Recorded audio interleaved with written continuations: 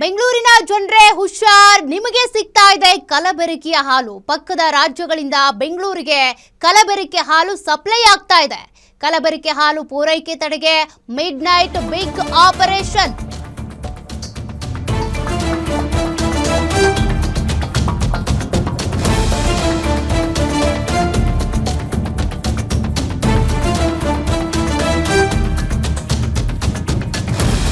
ನೀವು ಕುಡಿಯುವಂತ ಹಾಲು ಶುದ್ಧವಾಗಿದೆಯಾ?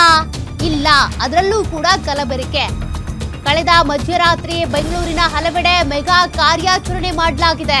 ತಮಿಳುನಾಡು, ಆಂಧ್ರ ಪ್ರದೇಶದಿಂದ ಎಂಟ್ರಿ ಕೊಡೋ ವಾಹನಗಳ ತಪಾಸಣೆ ಮಾಡಿದ್ದಾರೆ.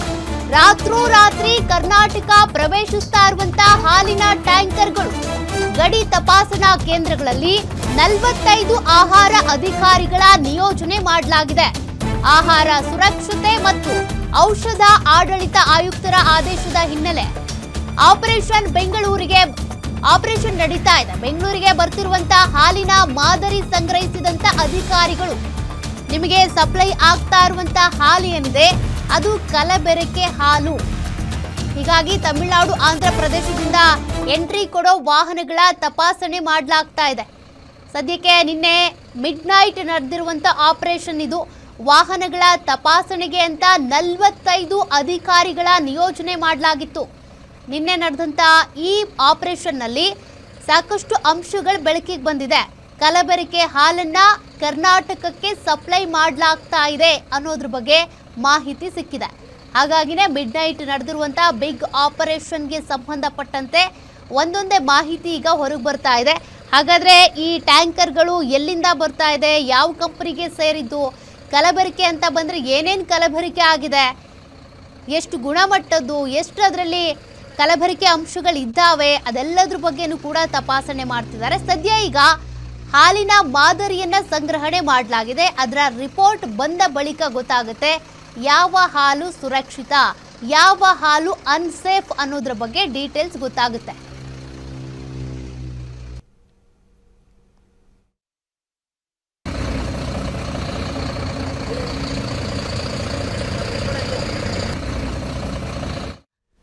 ಮತ್ತಷ್ಟು ಡೀಟೇಲ್ಸ್ ಕೊಡ್ತಾರೆ metro bureau head Ullas. Midnight ನಡೆದಿರುವಂತಹ ಕಾರ್ಯಾಚರಣೆಯಲ್ಲಿ ಏನೆಲ್ಲ ಡೀಟೇಲ್ಸ್ ಸಿಕ್ಕಿದೆ? ನಿಜಕ್ಕೂ ಕೂಡ ಕರ್ನಾಟಕದಲ್ಲಿ, ಬೆಂಗಳೂರಿನಲ್ಲಿ ಹಾಲು ಕುಡಿಯೋರು ಏನಿದ್ದಾರೆ ಅವರು ಎಚ್ಚರಿಸಲೇಬೇಕಾದಂತ, ನೋಡಲೇಬೇಕಾದ ಸುದ್ದಿ ಇದು. ಈ ರಿಪೋರ್ಟ್ ಯಾವಾಗ ಬರ್ಬೋದು, ಹಾಲಿನ ಮಾದರಿಯ ರಿಪೋರ್ಟ್? ಸದ್ಯ ಇಡೀ ಒಂದು ಆರೋಪ ಕೇಳಿಬರ್ತಾ ಇತ್ತು. ನಮ್ಮ ರಾಜ್ಯಕ್ಕೆ ಬೇರೆ ರಾಜ್ಯದಿಂದ ಬರ್ತಾ ಇರುವಂತಹ ಹಾಲು ಏನಿದೆ ಅದು ಕಲಬೆರಕೆ ಆಗ್ತಿದೆ ಅನ್ನುವಂತಹ ಒಂದು ದೂರು, ಲಿಖಿತವಾದಂತಹ ದೂರು ಆಹಾರ ಮತ್ತು ಸುರಕ್ಷತಾ ಇಲಾಖೆಗೆ ಬಂದಿತ್ತು. ಸೊ ಈ ಹಿನ್ನೆಲೆಯಲ್ಲಿ ತಡರಾತ್ರಿ ಸುಮಾರು 45ಕ್ಕೂ ಹೆಚ್ಚು ಅಧಿಕಾರಿಗಳ ತಂಡ ರಾಜ್ಯದ ಗಡಿ ಭಾಗಗಳಲ್ಲಿ, ಅಂದ್ರೆ ಬೇರೆ ಬೇರೆ ರಾಜ್ಯಗಳಿಂದ ಹಾಲೇನ್ ಬರ್ತಾ ಇದೆ ಅಂತಹ ಹಾಲಿನ ಟ್ಯಾಂಕರ್ ಗಳನ್ನ ಪರಿಶೀಲನೆ ಮಾಡುವಂತಹ ಕೆಲಸಕ್ಕೆ ಮುಂದಾಯ್ತು. ಕೇವಲ ಹಾಲಿನ ಟ್ಯಾಂಕರ್ ಮಾತ್ರ ಅಲ್ಲ, ಹಾಲಿನ ಪ್ಯಾಕೆಟ್ ಗಳನ್ನು ಕೂಡ ಪರಿಶೀಲನೆ ಮಾಡುವಂತಹ ಕೆಲಸ ಆಯ್ತು. ಯಾಕೆಂತಂದ್ರೆ ಬರುವಂತಹ ಹಾಲು ಕಲಬೆರಕೆಯಿಂದ ಕೂಡಿರ್ತಾ ಇದೆ. ಸೊ ಹೀಗಾಗಿನೇ ಆ ಹಾಲನ್ನ ಸೇವನೆ ಮಾಡದಂತಹ ಬಹುತೇಕ ಜನರಿಗೆ ಆರೋಗ್ಯದ ಸಮಸ್ಯೆಗಳು ಕೂಡ ಕಾಡ್ತಾ ಇದೆ ಅನ್ನುವಂತಹ ಒಂದು ಗಂಭೀರವಾದಂತಹ ದೂರು ಆಹಾರ ಮತ್ತು ಸುರಕ್ಷತಾ ಇಲಾಖೆ ಅಧಿಕಾರಿಗಳ ಆಯುಕ್ತರಿಗೆ ಬಂದಿತ್ತು. ಸೊ ಈ ಹಿನ್ನೆಲೆಯಲ್ಲಿ ಆಯುಕ್ತ ಶ್ರೀನಿವಾಸ್ ಅವರ ಸೂಚನೆಯ ಮೇರೆಗೆ ತಡರಾತ್ರಿ ಬೇರೆ ಬೇರೆ, ಅಂದ್ರೆ ಕರ್ನಾಟಕಕ್ಕೆ ಹೊಂದಿಕೊಂಡಂತಹ ಗಡಿ ಭಾಗಗಳೇನಿದೆ ಆ ಎಲ್ಲಾ ಗಡಿ ಭಾಗಗಳಲ್ಲೂ ಕೂಡ ವಾಹನಗಳನ್ನ ತಪಾಸಣೆ ಮಾಡುವಂತಹ ಕೆಲಸ ಆಯ್ತು. ಅಂದ್ರೆ ಹಾಲಿರ್ಬೋದು ಮತ್ತೆ ಹಾಲಿನ ಪ್ಯಾಕೆಟ್ ಗಳನ್ನ